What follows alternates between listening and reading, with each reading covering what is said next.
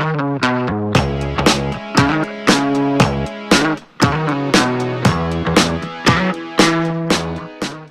is up, everybody? Marcus Sharpe coming at you with another video under the Sharpe Physiques playlist.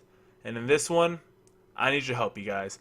I do not know what I am doing when it comes to deadlifts. I do not know if I have good form or if I have bad form. Throughout all of my high school football and briefly my college football, none of my coaches ever really pressed the importance of deadlifts. But every fitness personality that I follow says that the key to building a good back is to do deadlifts.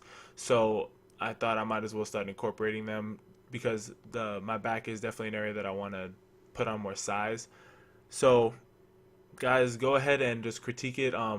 Put any comments or any tips that you have down in the comment section below. It'll greatly help me to help correct my form. So for the first four sets, I have it faster speed just so you guys can kind of get a rough estimate of what my form is looking like. But for the fifth and sixth set, I just have it at normal speed. And for the first three sets, I did 10 reps. Fourth set, I did 8 reps, and for the fifth and sixth, I do 4 at 315. Definitely just critique it, just see any flaws I have, if I'm riding my back too much, or if I'm not, if my feet are at the wrong position, or if my hands are in the wrong position. Just any tips that you guys have would greatly help me improving my deadlifting form, because I know this is a very important lift. So moving on into the single arm rows, I've definitely been having more of an emphasis on single arm and single leg movements, not only to build the individual strength, but also because I have been feeling that my right side of my body has been taking over a lot of my lifts, especially on my back movements. I normally do a lot for the past 5 months really, I was only doing exclusively like both arm movements, and my right arm was definitely taking dominance over a lot of my lifts, and that's why I feel like I have a little bit of an imbalance. I feel like the left side of my back is not as defined nor as wide as the right side, so I'm definitely just trying to help build up my left side, and also just trying to really fix my form on a lot of these lifts so that this doesn't happen again. So, for example, when I'm doing my close grip rows, I'm really focusing on pulling through my left arm and not letting my right arm take control. That's something that I am working on. It might be something that you guys are working on too. Just make sure, if anything, pull first, like a fraction of a second first with your left arm, just so that you know that the left side of your back is being activated during the lift to its fullest potential. So that is just the one tip I have for the close grip rows. Now moving on into the lat pull down, this was more of a gasser set exercise. I do 3 sets of 15 reps. I'm really just trying to get the last reps I can possibly get out of my back. And as you guys can see here, there's a slight bend in the bar. Not a bend, but I'm favoring more my right arm than I am my left. And that's just the thing. I'm really trying to focus on that. Filming definitely helps so that I can see how much I need to correct on my left side. But definitely, you guys just make sure that you guys are activating both sides of your body properly so that you guys don't end up with any imbalances. So you just have a very symmetrical physique. So moving over into the bicep curls, these are actually slow positive and negative bicep curls. I have this film sped up to 3 times its normal speed. This is different for me. I normally don't mess around with negatives that much, but I thought that this would be a cool challenge to give myself in the gym. Lighten up the weight a little bit, really focus on form, and really focus on keeping that time under tension as long as possible, really contracting the bicep.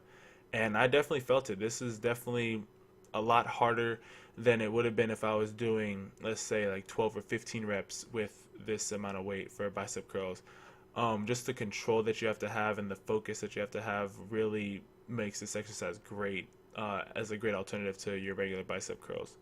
So for the bicep curls, I did 3 sets of 6 reps, and on this last set, after I do my 6 reps, I just kind of just rep out as many reps as I can get.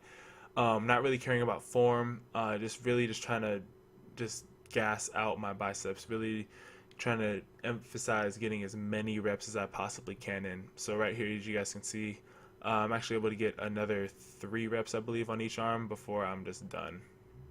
So now moving over into hammer curls with a drop set. I start off with 30 pounds, going for 6 reps, and then I drop it down to 25 pounds for another 6 reps, and I do that for 3 sets.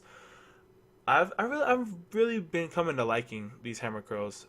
Before I was kind of indifferent about them. I'm like, okay, they're just kind of like a normal movement that you do during your bicep days. But I'm really growing to like these. I feel that when I focus more on getting my form correct, that's when I was able to feel it more, which is normally what happens when you do most exercises correctly. Once you do it right, you start to feel it. But definitely with any exercise that you guys may not be feeling, take the time to lighten up the weight and to get your form correct, because that it's just going to help you in the long run, and it's going to help you get back to a point where you can get back to the heavier weights quicker. So ending this bicep hammer curl, we're moving over into shoulder press, and I was feeling really good with the shoulder press. I don't know what it was today, but I was just feeling really good.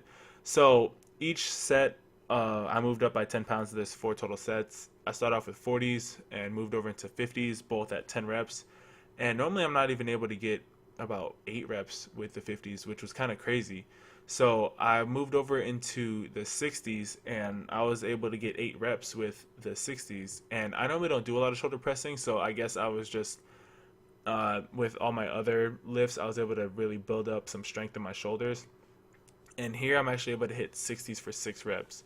Now, one thing I have to critique about this set is that my back is not fully pressed up against the pad, which is putting a lot of unnecessary stress on my spine.